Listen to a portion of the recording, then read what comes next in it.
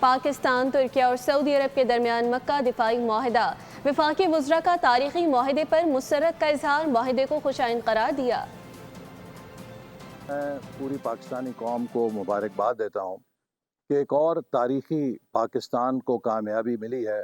یہ نہ صرف پاکستان کے لوگوں کے لیے بلکہ مسلم امہ کے لیے ایک بہت ہی، میں سمجھتا ہوں کہ فخر کی بات ہے۔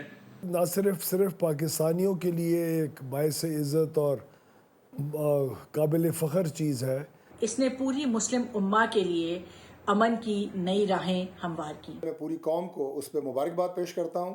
میں سمجھتا ہوں کہ اس معاہدے سے اس خطے میں ایک دائمی امن کی بنیاد رکھی گئی ہے۔ یہ جو مکہ دفاعی معاہدہ ہوا ہے، جس کے اندر کسی ایک ملک کے اوپر جارحیت، تینوں ملکوں میں سے کسی ایک ملک کے اوپر بھی جارحیت تصور کی جائے گی۔ مکہ ایگریمنٹ جو ہے ایک نئے دور کا آغاز ہونا جا رہا ہے۔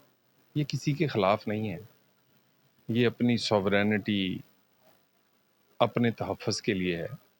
یہ مقدس دستاویز جو ہے یہ مسلمان امہ کے اس اتحاد کی نوید ہے جس اتحاد سے متعلق جو ہے وہ مسلمان امہ نے خواب دیکھے۔ مکہ مشترکہ دفاعی معاہدہ مسلم امہ کے لیے فخر کا ایک غیر معمولی لمحہ ہے۔ اس معاہدے کا بنیادی مقصد تینوں ممالک کے دفاع، سلامتی اور استحکام کو مضبوط بنانا ہے، آپس میں تعاون کو آگے بڑھانا ہے۔ ہاں، یہ بات واضح ہے کہ کسی ایک پر حملہ تینوں پر حملہ تصور کیا جائے گا۔ یہ اس ریجن میں سٹیبلٹی لے کر آئے گا۔ یہ پیکٹ اس ریجن کی جو بیلنس آف پاور ہے اس کو برقرار رکھے گا۔ مبارکباد پیش کرتی ہوں پاکستان، سعودی عرب اور ترکیہ کے عوام کو، ان کی سیاسی اور عسکری قوتوں کو۔ سعودی عرب، ترکیہ اور پاکستان کے درمیان مشترکہ دفاعی معاہدہ مسلم امہ کے لیے خوشی اور فخر کا ایک غیر معمولی معاہدہ ہے۔